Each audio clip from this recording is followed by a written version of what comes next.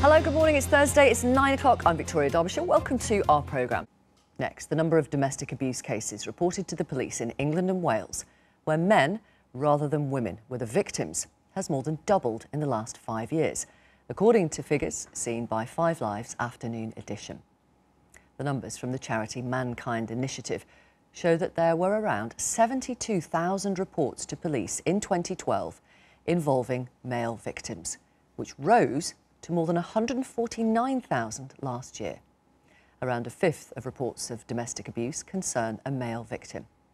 The number of reports of domestic violence offences against female victims has also risen since 2012 to a total of almost 450,000 last year. Let's talk to Mark Brooks from the male domestic violence charity Mankind Initiative, who produced today's figures, Joe Majowskis from the charity Safer Places. They provide support for male and female victims of domestic abuse in Essex and Hertfordshire. And Leon, who says he was abused physically and emotionally by an ex-girlfriend. He's asked for us to protect his identity, and Leon is not his real name. Good morning to you. Obviously, I would like to start with you, Leon. How do you say that your ex treated you? What did she do? She was very, very clever. It started quite subtly, and it worked up to physical, which led to emotional, and ultimately, if you like, financial, where everything was controlled. I lived in fear, didn't know what I was coming home to. What was the physical abuse? What did she do to you? Punches to the torso, so it couldn't be seen at work. And what would lead to that?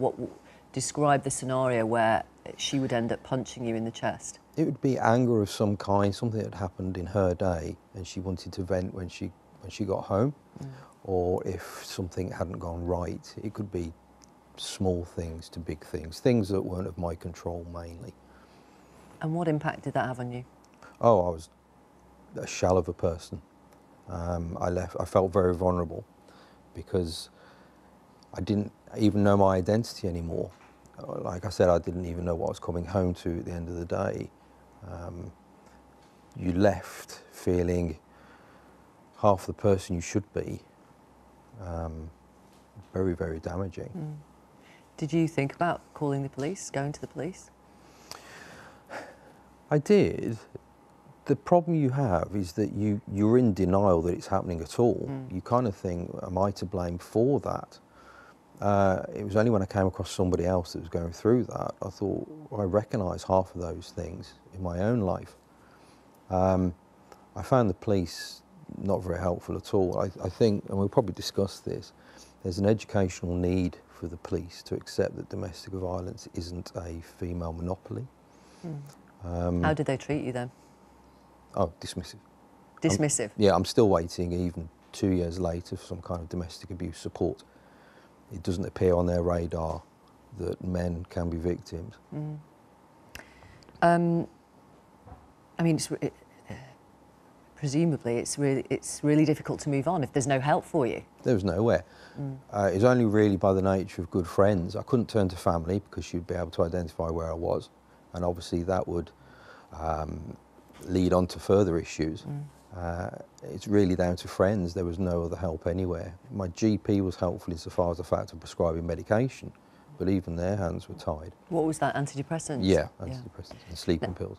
And sleeping pills. Often people who haven't experienced domestic abuse ask women why they don't leave their abusive husbands. Have people asked you why you didn't leave your abusive partner? Yeah, in some way though, I think there's a lot more understanding that because there's nowhere for men to go, they kind of, I wouldn't say they're a little bit more understanding, right? But it's when you give them the picture, a lot of people go, I hadn't considered that.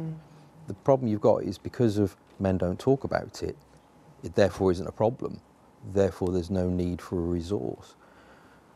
Let me bring in Mark from the charity Mankind Initiative. Mark Brooks, good morning to you. First of all, your reaction to the fact that the number of offences being reported where men are the victims have doubled in 5 years. Well, the figures are quite shocking, but also welcome, because it means that more men are actually coming forward to getting help. Whereas years ago... Well, they're coming forward, but not necessarily getting help, as we've just heard from Leon. Well, I mean, a lot of men aren't getting the help once they do come forward, and that's one of the reasons why we need to see more funding for male services, but also alongside more funding for female services, because it's not a competition. And I think there is an issue about men where they're being signposted to, where they're being referred to, and whether they actually know that services are available to them in their local towns, cities or in their county. What are the services available? Is it charities like yourself, charities like yours? Is that it? Yes, it is broadly commissioned by or paid for by local councils or police and crime commissioners. But there are more services now for male victims. 10 years ago, there was around 60 to 70. There's now about 200 across the UK. Often they're services that were traditionally run just for women, but now have opened their doors for men as well, and that's something we greatly welcome. Joe, Safer Places, the charity you work for, offers services to both male and female victims of domestic abuse, but how do the services differ? I think whoever we're working with, the service would differ because you have to have an individual response to what that person's needs are. We offer the same services, whether that's community support, refuge, individual casework. We tend to find that when men come to us, they need different support. They're quite often asking for more practical support around help with housing, help with getting access to their children and that sort of thing. But the offer essentially is the same. Right, except there aren't male refuges, domestic refuges, are there? We do have some accommodation for men.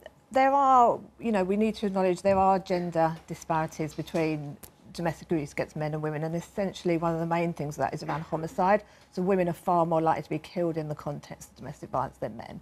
And when we talk about refuge, we don't necessarily want that to just be accommodation for victims, because it can be really, displace them and can be very unsettling, take them away from their support network. So we try to only put people into refuge who are at really serious harm. So there's probably less of a need for male refuge, but not necessarily doesn't mean there's a need for more services. Why do you think the numbers have doubled in 5 years? I'd like to agree with Mark. I'd like to think it's a positive thing, and that people are having more confidence in services and more confidence in coming forward. As you said, numbers have gone up for female victims as well. I definitely think there's a greater understanding of coercive control with the new legislation that came in.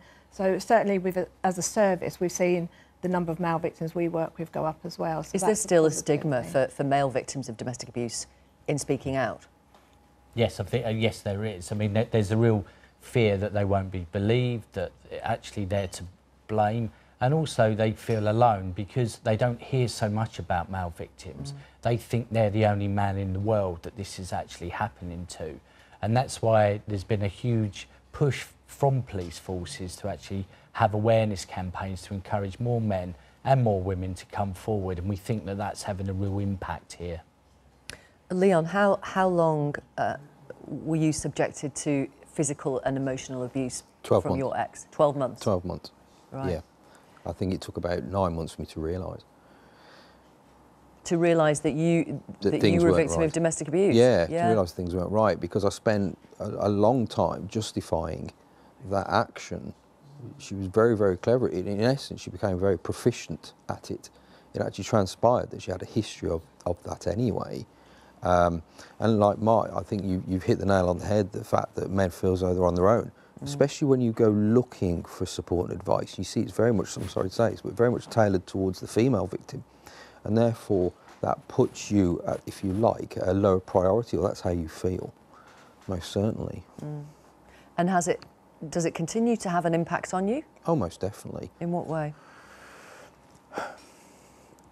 The depression doesn't go away, the self-doubt doesn't go away, the trusting of other people doesn't go away, and the complete lack of faith in the system and the services. As a result, my view of the police has changed to one of distrust and certainly no faith. I was brought up in a time where you had to respect authority, but I've learned that that has to be earned. And when you turn to the police, the one and only time you actually need their help and they're not there, that's it, that's all your cards play. I wonder then, I mean, if there is a man watching who may find themselves maybe in a scenario similar to the one you have described, would you recommend that they contact the police? I should say yes, but speaking from experience, I think you're probably leaving yourself wide open to further accusations, because what will happen is that she'll then accuse you and you'll be taken away. Is that what happened to you? Absolutely, it did. So you went to the police. She accused you of what? She accused me of assault. Right. And I had evidence, I had photographic evidence, written evidence, which I'd actually given to my boss. And the police decided to dismiss that because it didn't fit within what they perceived to be a domestic abuse situation. And it always seemed to be, and I've spoken to other men about this, it's always easy to take the man away.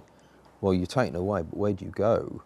And that's why I'd kind of say, well, I don't really trust the police. Right. So what happened to you? She reported you for assault, and did they come and arrest you, or what? They took me away, yeah. They arrested me. Yeah, I went to court. The judge said there's absolutely no evidence here, and threw it out. The whole thing took about 10 minutes.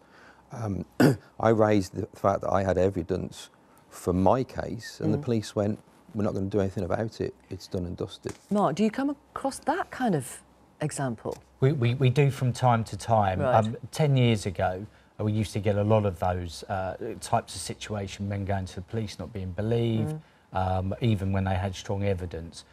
Occasionally we get that now, but it's But with the ex taking revenge by effectively, you know, pretending that it was the man who was abusive? Yes, Right. certainly. I mean, the whole issue around kind of counter or false allegations is continually a problem, Right. including the threat of, you know, if you go to the police, I will tell the police that you've done X, or even sometimes actually saying, if you go to the police or leave, I'll say you've done something to the children at home as well. So we do get those calls, and they have been increasing, but response from the police over the last 10 years generally is far better than it was. OK. Thank you all very much. Thank you, Leon. Thanks for talking to us. Thank you.